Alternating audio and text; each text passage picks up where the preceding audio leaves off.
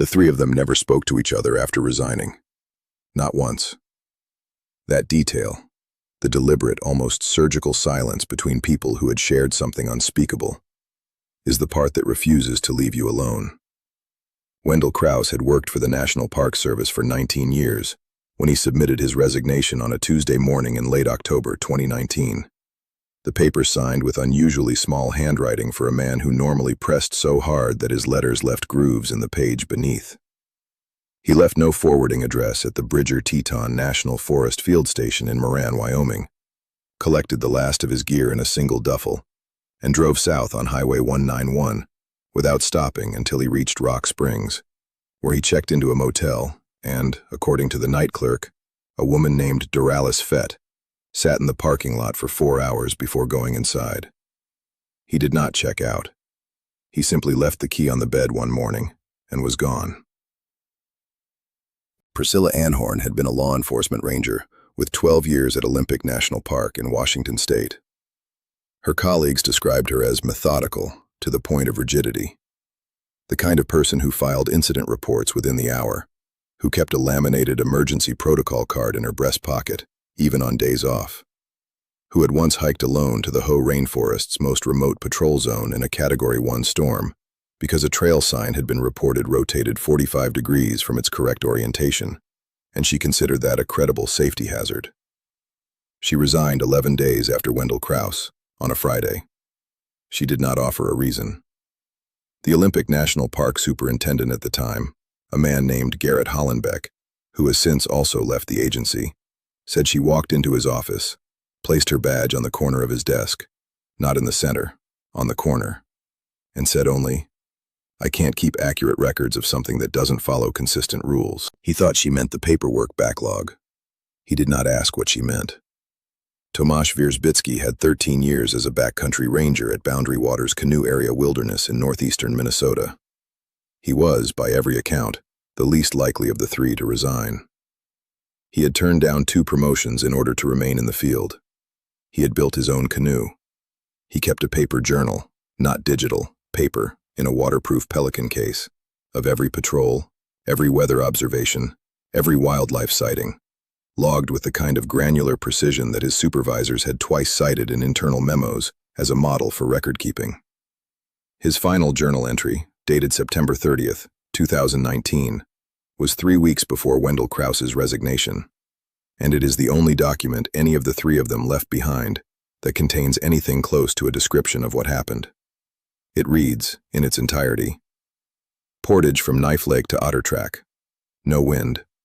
Wrong number of loons. Did not continue." He resigned the following Monday. He drove to Ely, Minnesota, sold his canoe the same afternoon to a sporting goods shop on Sheridan Street for considerably less than its value, and moved into a house in Embarrass, Minnesota, a town of fewer than 700 people, where he has lived with the curtains closed ever since. The three of them were not on a joint assignment. They were not friends. They did not know each other. Their park units are separated by more than 1,500 miles. And yet the dates form a sequence so neat, it seems like a calendar entry made by someone who does not experience time the way the rest of us do. September 30th, Tomas. October 22nd, Wendell. November 2nd, Priscilla. Each one exactly 22 or 23 days apart, depending on how you count. Nobody has offered a satisfying explanation for the spacing. Nobody has tried very hard to. What follows is not an attempt to explain. It is only an attempt to describe, and even that is probably too ambitious. Tomasz Wierzbicki had been on the Knife Lake to Otter Track portage dozens of times. It is a route he could navigate in absolute darkness, and had, at least once in a February ice survey. The portage is 180 rods, roughly 990 yards, through boreal forest that smells, even in late September when the warmth is leaving, like cold water and pine resin, and something green and mineral underneath, the specific smell of granite that has been wet for 1,000 years. He knew every route crossing. He knew which exposed stone section became treacherous after rain. He knew where the trail curved left, near a cluster of 3 white birches that had grown into each other at the base, the way trees sometimes do, sharing bark like old friends. He had set out at 6:40 in the morning on September 30th. The sky was clear. The temperature was 38 degrees Fahrenheit by his wrist thermometer. The water on Knife Lake behind him was still. And in that stillness he had heard, as he always did at that hour on that lake, the loons. This is important. The loons. He knew their number. He had logged their number every single patrol day for 4 years. He was not a biologist. This was not a scientific project. It was simply the kind of thing Tomasz did. He counted things. He logged them. He built a record of the world in his notebook until the world became legible to him. On Knife Lake in late September, there were reliably between 4 and 7 loons. On September 30th, he heard 9 distinct calls. He stopped on the portage trail. He stood still. He counted again. 9 voices, each from a slightly different compass heading, distributed across the lake behind him in a way that should have required far more surface area than Knife Lake has. He wrote, "Wrong number of loons," in his journal. He described it to no one. He turned back from the portage and paddled directly to the ranger station. In the subsequent weeks, before he sold the canoe, before he moved to Embarrass, he did not sleep. His neighbor in the apartment complex in Ely, a retired biology teacher named Margit Solberg, reported that she heard him pacing from roughly midnight until 4 a.m. for at least 9 consecutive nights. She also reported that on one of those nights, she could not say precisely which, she heard him speaking in a low, flat voice through the wall, as if reading a list of numbers aloud. She heard the word 9 repeated several times, followed by a long silence, followed by what she described as a sound like someone learning to breathe.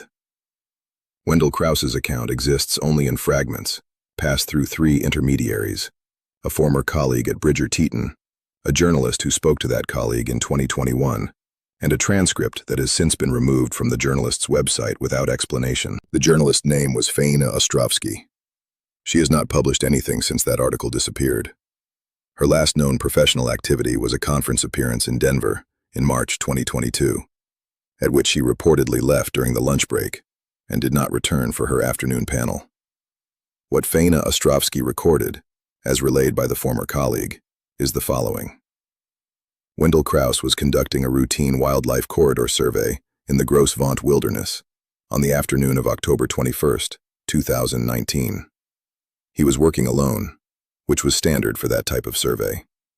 He was moving east along a ridgeline at approximately 9,200 feet elevation, scanning the terrain below with 10 by 42 binoculars, logging elk movement across a series of game trails he had been monitoring for the better part of a decade. He had a clear view for several miles in every direction. The sky was overcast, but the visibility was good. He had been on the ridge for about 2 hours when he saw, on the trail 400 feet below him, a figure walking. This was not, in itself, alarming. The Gros Ventre wilderness sees hikers. It was late in the season, the crowds were gone, but people still came. He logged the sighting, approximate time, direction of travel, distance, the way he logged everything. He raised his binoculars and looked more carefully, as protocol required for any human contact in a monitored corridor. The figure was walking at a pace he immediately registered as wrong. Not wrong the way a limping person walks, not wrong the way someone fatigued or carrying too much weight walks, but wrong in the way a second hand moves wrong when a battery is dying. Each step identical to the one before it, a mechanical rhythm with no micro-variation, no adjustment for terrain, no shift in weight between strides. He watched for approximately 4 minutes. The figure covered a distance of perhaps 200 yards and then stopped. It stood still. Wendell lowered the binoculars. When he raised them again, the figure was facing uphill, toward him. At 400 feet, through 10 by 42 optics, the face was visible enough to read. He looked at it for several seconds. Then he put his binoculars in his pack, walked to his truck, drove to the field station, and wrote his resignation in the morning. He never described the face. He apparently was asked at least once what it looked like. He reportedly said only, "Familiar." Priscilla Anhorn's story is the least complete. It is also the only one with a witness. She was conducting a night patrol in the Hoh rainforest on November 1st, 2019, accompanied by a seasonal ranger named Colt Bereza, who is 2 months into his first season and has since transferred to a desk position at the Olympic National Park Visitor Center in Port Angeles, where he works the information desk and has reportedly asked 3 separate times to be reassigned to any position that does not require him to answer questions about the Hoh. The patrol began at 10 p.m. The Hoh at night is a particular kind of dark. Not the aggressive darkness of a space without light sources, but a layered vegetative dark. The forest pressing inward from both sides, the canopy eliminating all sky, the moss on everything deadening sound until it seems like the silence itself has texture, like the air is padded. Priscilla knew it well. She had patrolled the Hoh at night more than 30 times. She had never found it alarming. She had, on multiple occasions, described it in her field notes as comfortable. On the night of November 1st, at approximately 12:20 a.m., on the Hall of Moss's trail about 0.4 miles from the trailhead, Priscilla stopped walking. Colt Bereza stopped too, because she had stopped, and because her hand came back in a gesture he described as automatic and precise. A flat palm, fingers together, the kind of hand signal you do not learn in orientation, the kind that gets wired into muscle memory through years of doing something in the dark. He stopped. He listened. He heard nothing. That was the thing. Not a sound that was wrong. The absence of a sound that should have been there. The rainforest at night has a voice. Water movement, insect layers, the random settlement sounds of wood and root. Colt Bereza, 2 months in, did not know exactly what the voice should sound like, only that it should exist. Priscilla Anhorn, 12 years in, knew its components precisely. She had, in her field notes, described the ambient soundscape of the Hoh at night in enough detail to reconstruct it. What she heard, or rather did not hear, on the night of November 1st, was a silence that arrived from one direction, from the east side of the trail. Not a natural lull, but a directional silence, spreading gradually westward, as if something were moving through the forest and absorbing the sound ahead of it. The way a boat hull pushes water aside, creating a bow wave, except made of silence instead of displacement. She did not move for approximately 3 minutes.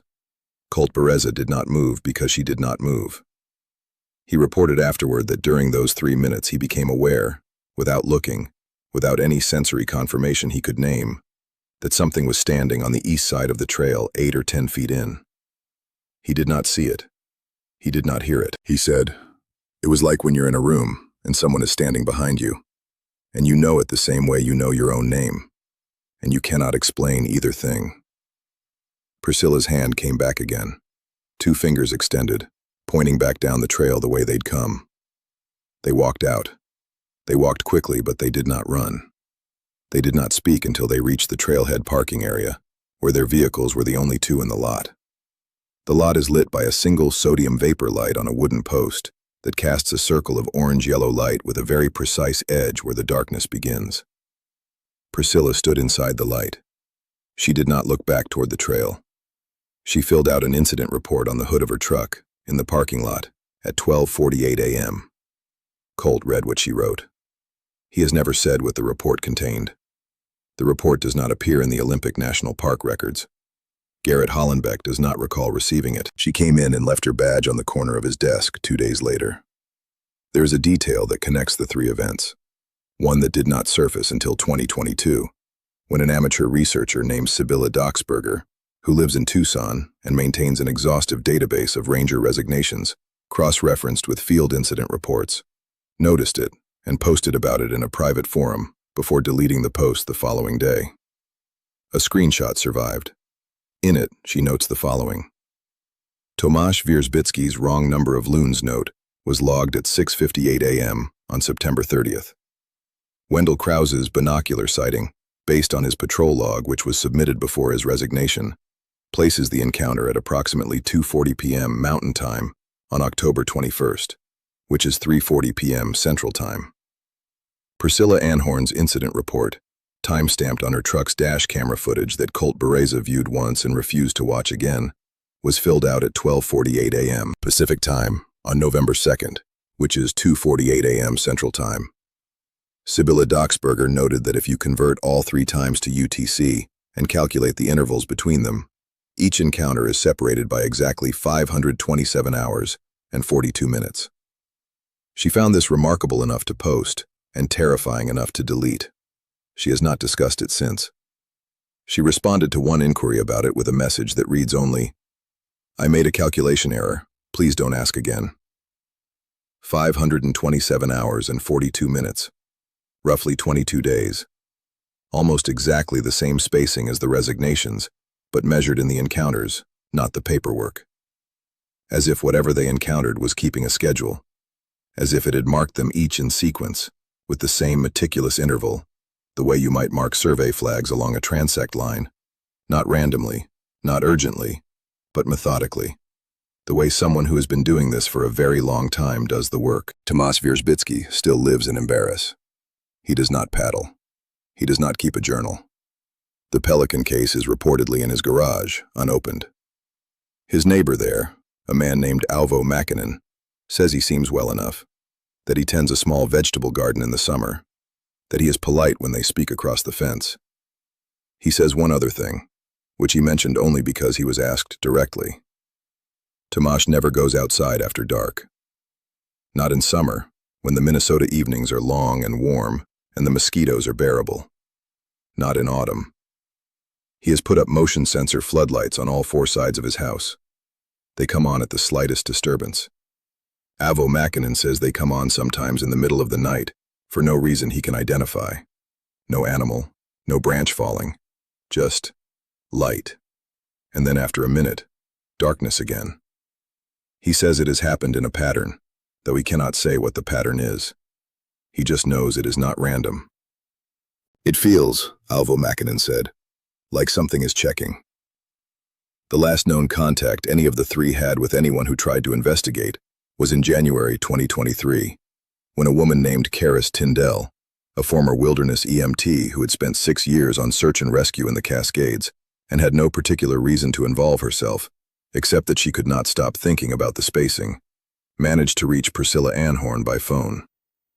The conversation lasted 4 minutes. Karis Tyndall has described it in a voice memo she made immediately after hanging up, the recording of which she has shared with exactly one person, who shared it with no one but described its contents. Priscilla apparently answered the phone, heard the question, something about whether the thing in the hoe had made any sound at all, and was quiet for so long that Karis thought the call had dropped. Then Priscilla said, "It didn't make sound. It made the shape of sound. Like it had learned what sound looks like without knowing what it's for." She then said, "Don't go into parks at night," and hung up. Nobody has spoken to Priscilla Anhorn since. There are 9 loons on Knife Lake tonight. There are 9 calls coming from coordinates that don't divide evenly into the lake's surface area. There is a figure on a ridgeline trail that has not adjusted its stride for the slope. There is a silence moving westward through the Hall of Mosses at the speed of something that has been walking for a very long time, that does not need to breathe between steps, that has learned the exact shape and rhythm of every living thing in a forest, and holds all of it at once in whatever passes, for it, as memory. It does not attack. It does not speak. It does not appear in photographs, which is notable, but perhaps less notable than the following. It does not appear in field journals either. Not in the entries written before the encounters, and not in any entry written after, as if whatever it is has understood that the only record that matters is the one kept by the people who have seen it. In the part of the brain that does not have language. In the register that fires before you can name what you're afraid of. Before you can say the word. Before you can do anything except stop walking and stand very still and understand, with a certainty that does not require explanation, that something is standing 8 feet off the trail, in the dark, exactly where you cannot see it, and it has been there for much longer than you have. 527 hours and 42 minutes. Mark your calendars. Watch this space. If you want to know when the next one happens, subscribe, leave your bell on, and don't go anywhere.